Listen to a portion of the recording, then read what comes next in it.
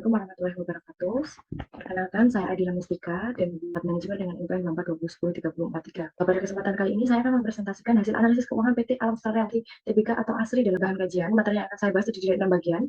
Yang pertama ada pendahuluan, kemudian kajian kinerja dan fundamental, ketiga analisis risiko dan biaya modal, keempat struktur modal, kelima kebijakan dividen, dan juga yang keenam adalah kesimpulan dan saran. PT Alam Star Realty Tbk itu merupakan salah satu perusahaan pengembang properti terintegrasi di Indonesia yang berdiri sejak tahun 1994 dan juga tercatat di Bursa Efek Indonesia dengan kode saham ASRI. Nah, kegiatan usahanya itu meliputi pengembangan kawasan residensial, apartemen, kawasan komersial, hingga pengelolaan properti investasi. Berdasarkan struktur kepemilikan saham, pemegang saham terbesar itu berasal dari PT Manunggal Prime dan Prime Development sebesar 26,87% dan juga PT Tangerang Fajar Industrial Estate sebesar 25,72%. Sementara kepemilikan masyarakat itu mencapai 46,74%. Nah, di sini ada kajian kinerja dan juga fundamental. Pada kajian kinerja, terdapat beberapa indikator. Tentu saja ini mengalami penurunan. Nah, pada ROIC-nya sendiri itu turun dari negatif 182,86 miliar menjadi negatif 872,16 miliar. Kemudian TOC-nya juga turun dari 441,90 miliar menjadi 358,28 miliar. Nah, selain itu bupati juga menurun yang bisa dikatakan cukup signifikan dari yang sebelumnya 1,27 triliun menjadi 9,70 miliar. Nah, dari sisi profitabilitas, BIP itu turun dari 8,9% menjadi 6,34%, ROE turun dari 2,86 menjadi 0,29%, dan ROE turun dari 5,82 menjadi 0,58%. Nah, pada manajemen aset, inventory turnover, receivable turnover, dan fixed asset turnover itu juga mengalami penurunan yang menunjukkan bahwa efektivitas penggunaan aset perusahaan itu menurun. Nah, dari sisi likuiditasnya, current ratio, quick ratio, dan juga cash ratio, itu semuanya terjadi penurunan. Hal ini itu menunjukkan kemampuan perusahaan dalam memenuhi kewajiban jangka pendek itu menjadi lebih rendah jika dibandingkan di tahun 2023. Kemudian untuk analisis nilai pasar, PR itu meningkat dari 05,05 kali menjadi 40,36 kali. Namun pada PBV dan juga angka tubuhnya itu mengalami penurunan yang nunjukin kalau pasar itu masih memberikan nilai yang relatif rendah terhadap nilai buku perusahaan.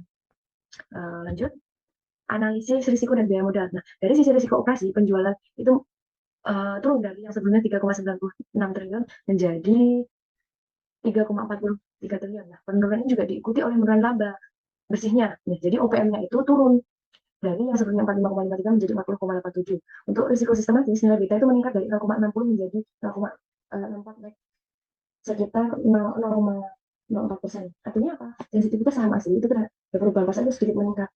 Nah, kemudian untuk risiko tidak sistematis itu berasal dari profitabilitas, likuiditas, dan juga posisi kas perusahaan.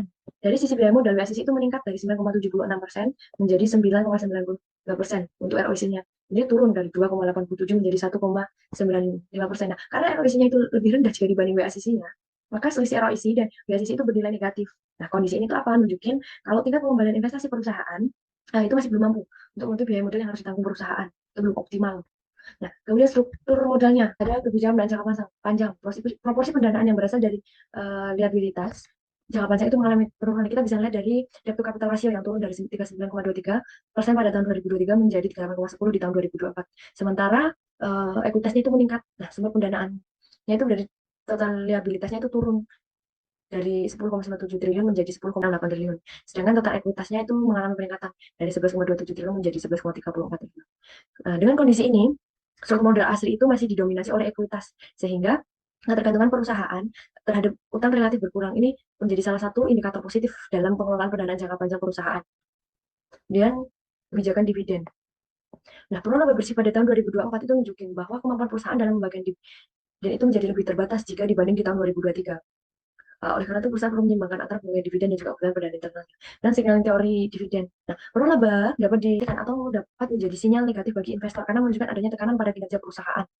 Namun demikian, terdapat peningkatan ekuitas dan juga penurunan liabilitas itu menunjukkan bahwa kondisi keuangan perusahaan itu masih cukup stabil. Dalam jangka pendek, kebijakan dividen yang lebih hati-hati itu dapat mengurangi daya tarik perusahaan. Tapi jika labanya yang ditahan itu bisa digunakan secara efektif untuk mendukung pertumbuhan perusahaan, maka nilai perusahaan itu berpotensi meningkat untuk jangka panjang. Kesimpulan dan saran. Berdasarkan hasil analisis ini dapat disimpulkan bahwa kondisi keuangan PT Alam Star Realty Tbk itu mengalami penurunan jika dibanding di 2023. Nah, terutama dari sisi profitabilitas, likuiditas, dan juga kinerja investasinya.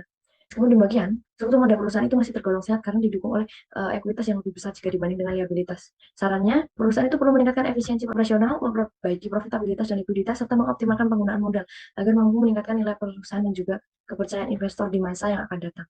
Wassalamualaikum warahmatullahi wabarakatuh.